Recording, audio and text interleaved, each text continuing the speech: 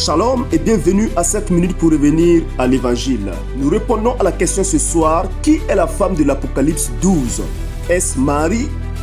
Est-ce l'Église ou Israël?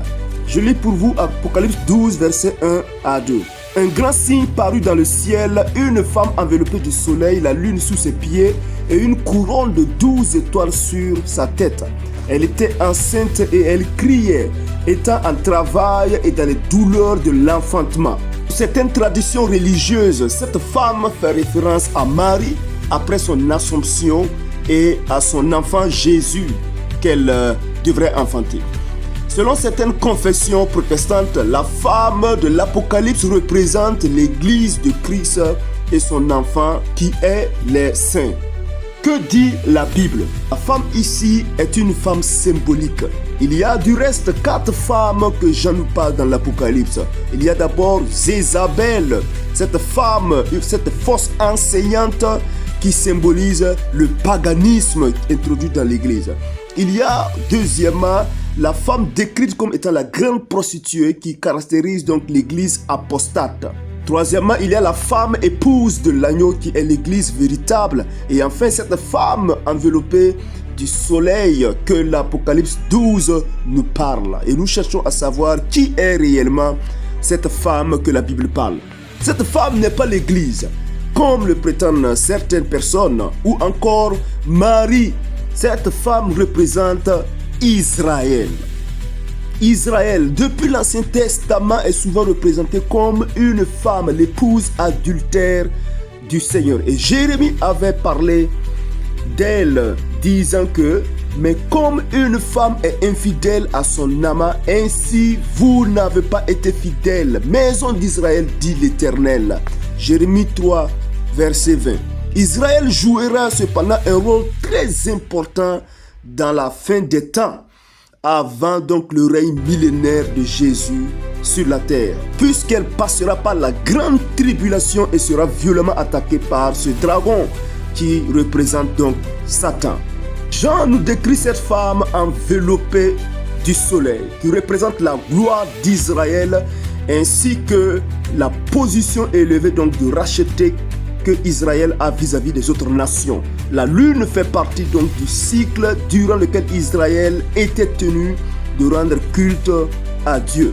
Et la couronne sur sa tête représente donc les victoires qu'elle va gagner au cours des grandes épreuves.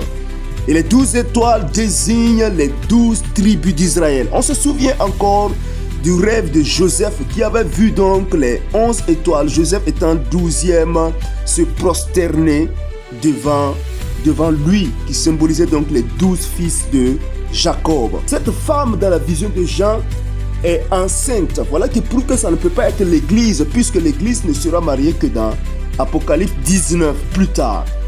Cette femme enceinte souffre quand elle est en train donc d'accoucher en attendant donc la venue de son enfant.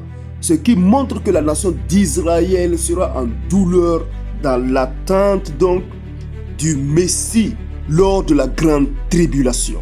Et Jean voit cette femme qui fuira donc dans le désert où elle sera nourrie et protégée pendant 3 ans et demi.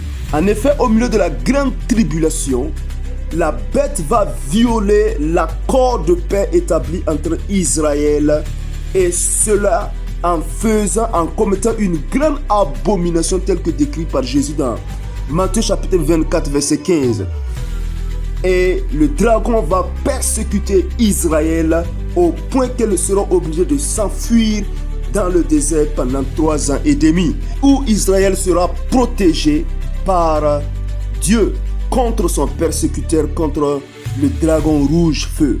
Et c'est en étant dans ces douleurs de l'épreuve, des douleurs de la tribulation, que Israël va soupirer dans l'attente du Messie qui est représenté ici par l'attente donc de l'enfant qui doit naître.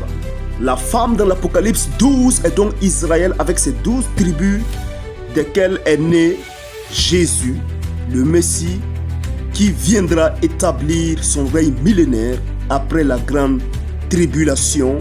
Ainsi, la femme de l'Apocalypse 12 n'est rien d'autre que Israël avec ses 12 tribus desquelles est né Jésus-Christ, le Messie qui viendra à la fin donc de la grande tribulation et établira son règne millénaire. Soyez bénis et demeurez connectés pour plus d'enseignements centrés sur la Bible. Shalom chez vous.